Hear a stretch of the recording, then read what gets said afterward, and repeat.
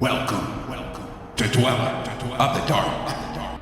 We are a channel honoring the yellowed and blackened bones of many prominent authors. We will be digging up several obscure, strange, and forgotten authors who influenced many of the great horror, science fiction, and fantasy writers today. More tales of the horrifying, obscure, strange, and forgotten are climbing out of the tombs. Subscribe, comment, like, donate, or I'll send the devil of black by you to rip your head off as we did the like button. Unknown horror masters, send us ghoulish delights for the Skull and Bones collection. Your pound of writer's flesh will feed our ghouls for now. Books, albums, websites, in the links below. Children of Horror, Legion of Ghouls. The season of Halloween has arrived. Each night, we will present a tale, song, or poem in the ghoulish spirit of the season. Tonight, we present Carl Jacobi's first story ever published in Weird Tales, MIVE. Carling's Marsh, some called it, but more often it was known by the name of MIVE. Strange name, that, MIVE. And it was a strange place. 5 wild, desolate miles of thick water, green masses of some kind of kelp, and violent vegetable growth.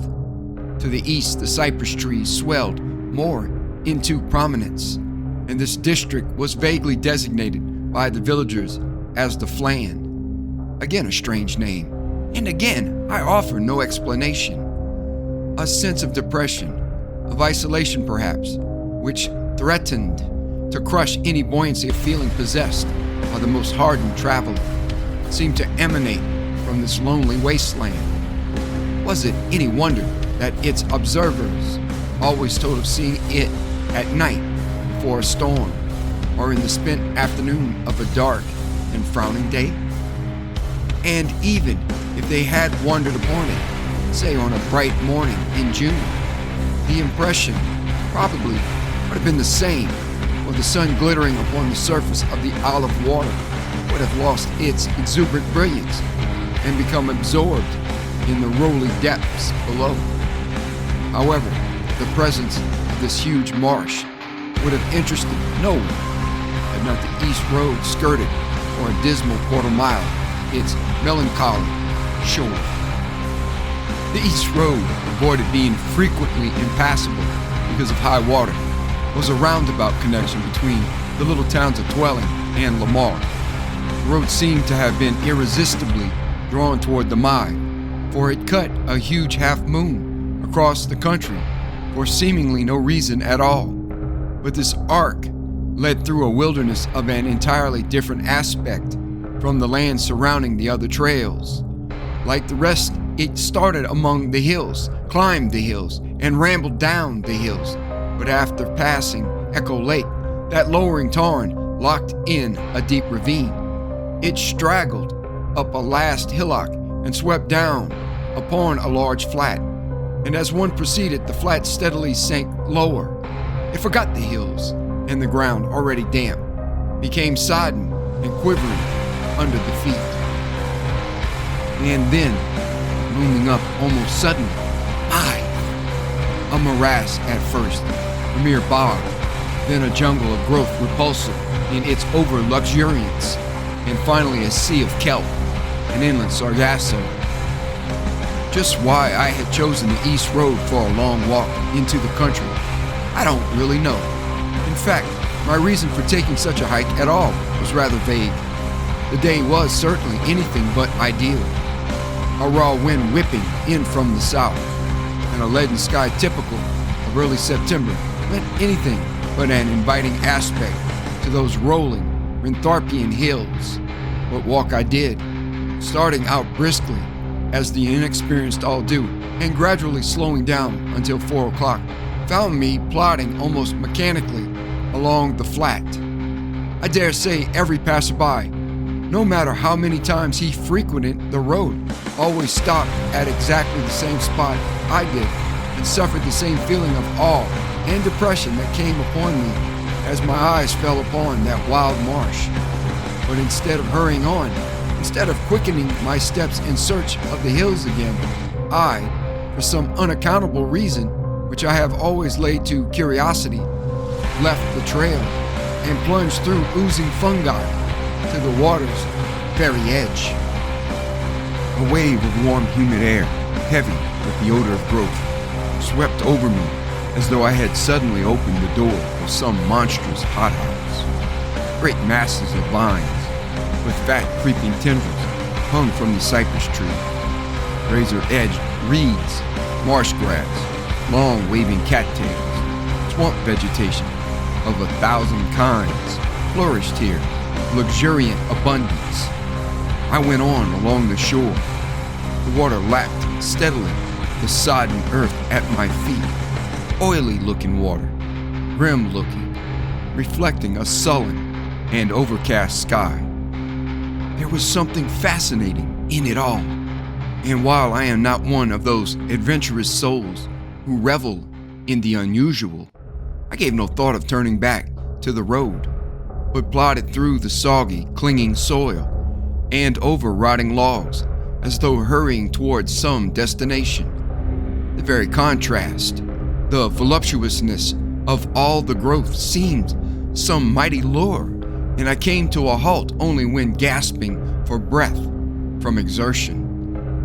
For perhaps half an hour, I stumbled forward at intervals, and then from the increasing number of cypress trees, I saw that I was approaching that district known as the Flan. A large lagoon lay here, stagnant, dark, and entangled among the ripgrass and reeds that rasped against each other in a dry, unpleasant manner, like some sleeper constantly clearing his throat.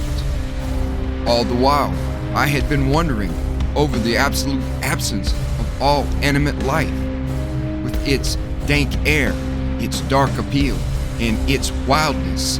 The Eden recesses of the Mive presented a glorious place for all forms of swamp life.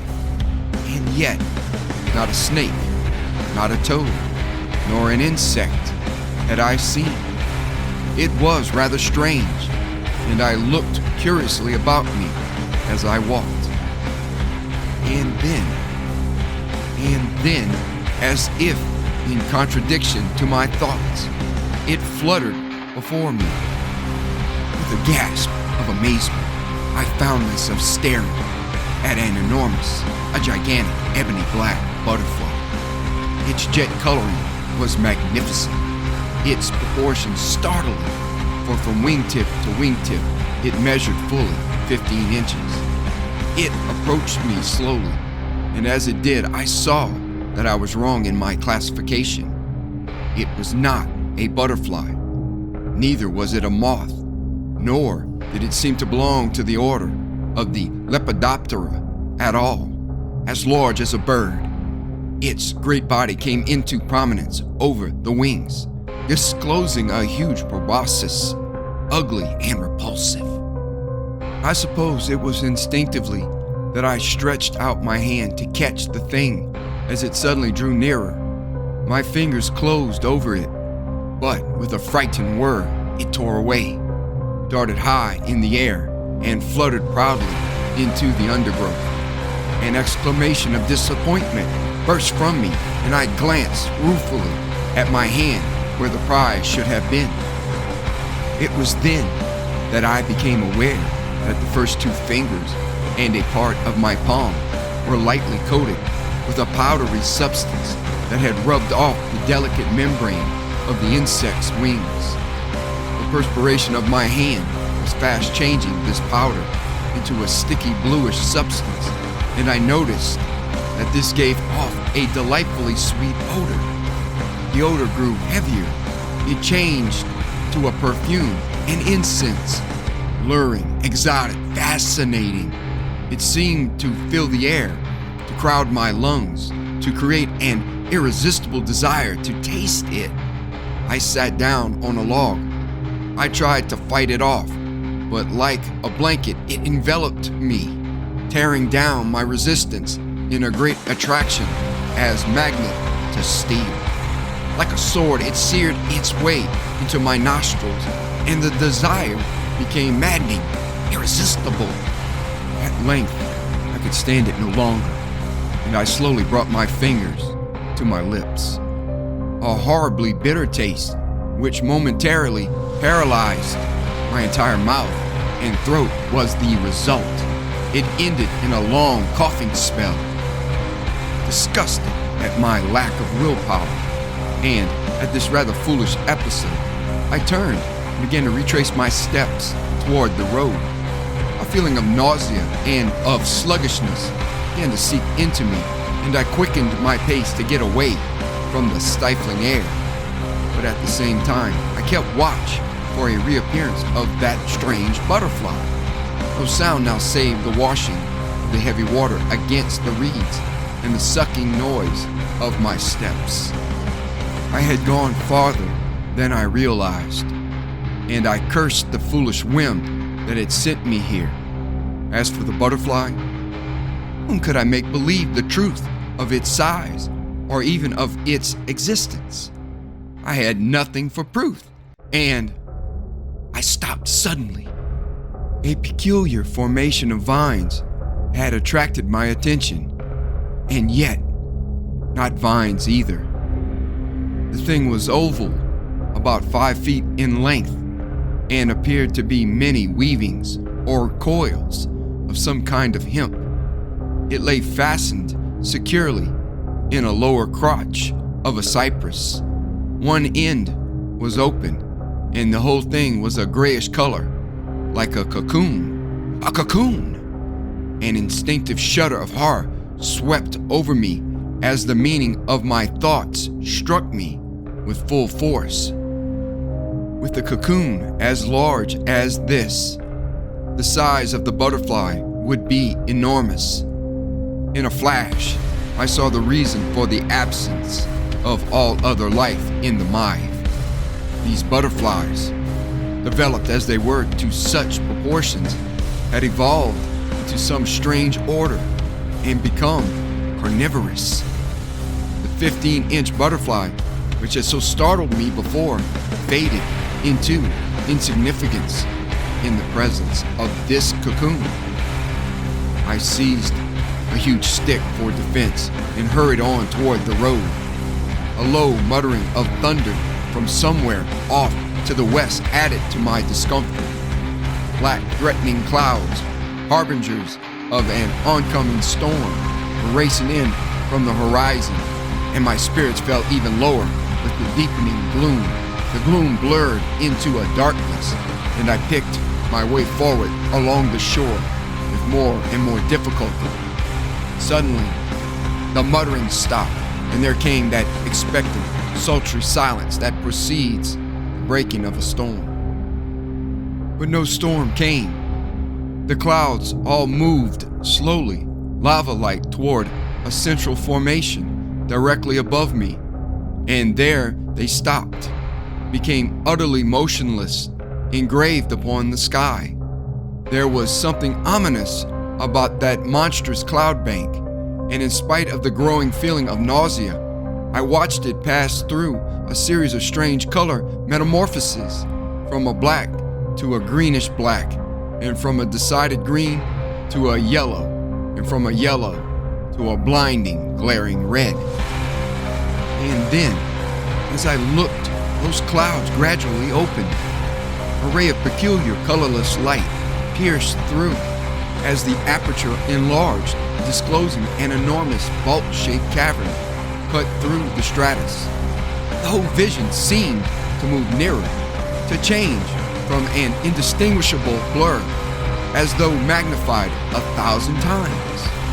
And then towers, domes, streets, and walls took form, and these coagulated into a city painted stereoscopically in the sky. I forgot everything and lost myself in a weird panorama of impossible happenings above me. Crowds, mobs, millions of men clothed in medieval armor of chainmail with high helmets were hurrying on, racing past in an endless procession of confusion. Regiment upon regiment, men and more men, a turbulent sea of marching humanity were fleeing, retreating, as if from some horrible enemy. And then it came, a swarm, a horde of butterflies, enormous, ebony black, carnivorous butterflies, approaching a doomed city. They met the men and that strange form of life, but the defensive army and the gilded city seemed to be swallowed up, to be dissolved under this terrible force of incalculable power. The entire scene began to disintegrate into a mass, a river of molten gray, swirling and revolving like a wheel with a hub, a flaming, fantastic, colossal ball of effulgence. I was mad. My eyes were mad. I screamed in horror, but like Cyprola, turned to stone, stood staring at this blasphemy in the heavens. Again it began to coalesce. Again a picture took form, but this time a design, gigantic, magnificent, and there under tremendous proportions, with its black wings outspread, was the butterfly I had sought to catch. The whole sky was covered by its massive form, a mighty repulsive tapestry. It disappeared. The thunder mutterings, which had become silenced before, now burst forth without warning in unrestrained, simultaneous fury. The clouds suddenly raced back again, erasing outline and detail, devouring the sight, and there was only the blackness, the gloom of a brooding, overcast sky. With a wild cry, I turned and ran, plunged through the underbrush, my sole thought being to escape from this insane marsh. Vines and creepers lashed at my face as I tore on. Knife reeds and swamp grass penetrated my clothing, leaving stinging burns of pain. Streak lightning of blinding brilliance, thunderations like some volcanic upheaval belched forth from the sky. A wind sprang up, and the reeds and long grasses undulated before it like 1,000 writhing serpents. The sullen water of the Mive was black now and racing in toward the shore in huge waves, and the thunder above swelled into one stupendous crescendo. Suddenly I threw myself flat upon the oozing ground and with wild fear wormed my way deep into the undergrowth. It was coming. A moment later, with a loud flapping, the giant butterfly raced out of the storm toward me. Scarcely 10 feet away, I could see its enormous, sword-like proboscis, its repulsive, disgusting body, and I could hear its sucking inhalations of breath. A wave of horror seared its way through my very brain. The pulsations of my heart throbbed at my temples and at my throat, and I continued to stare helplessly at it. A thing of evil it was, transnormal, bred in a leprous, feverish swamp, a hybrid growth from a Polydonus, place of rot and over-luxuriant vegetation. But I was well hidden in the reeds. The monstrosity passed on unseen. In a flash, I was up and lunging on again. The crashing reverberations of the storm seemed to pound against me as if trying to hold me back. 100 times I thought I heard that terrible flapping of wings behind me, only to discover, with a prayer of thanks, that I was mistaken. But at last the road! Without stopping, without slackening speed, I tore on, away from the Mive, across the quivering flat, and on to the hills. I climbed, I stumbled, I ran. My sole thought was to go as far as possible. At length, exhaustion swept over me, and I fell gasping to the ground. It seemed hours that I lay there, motionless, unheeding the driving rain on my back, and yet fully conscious. My brain was wild now. It pawed over the terrible events that had crowded themselves into the past few hours. It pictured them and strove for an answer. What had happened to me? What had happened to me? And then suddenly, I gave an exclamation. I remembered now, fool that I was. The 15-inch butterfly which had so startled me near the district of the Flan. I had tried to catch the thing, and it had escaped, leaving in my hand only a powderish substance that I had vainly fought off and at last brought to my lips. That was it. What had happened after that? A feeling of nausea had set in, a great inward sickness, like the immediate effects of a powerful drug. A strange insect of an unknown order, a thing resembling and yet differing from all forms of the Lepidoptera, a butterfly and yet not a butterfly. Who knows what internal effect that powder would have on one?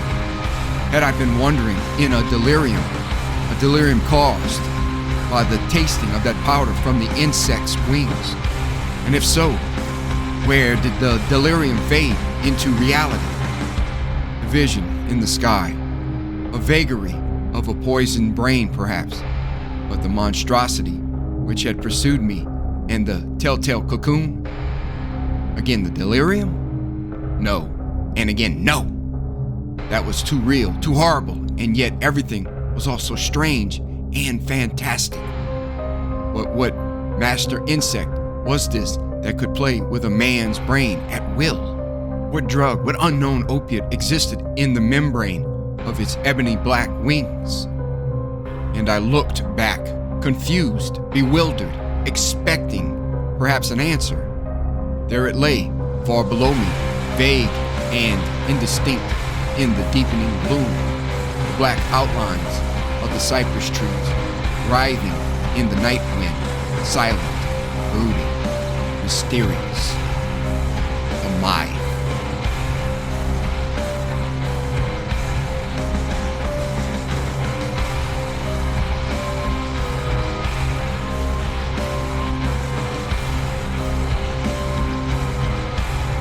Thank you for listening. Have a great night.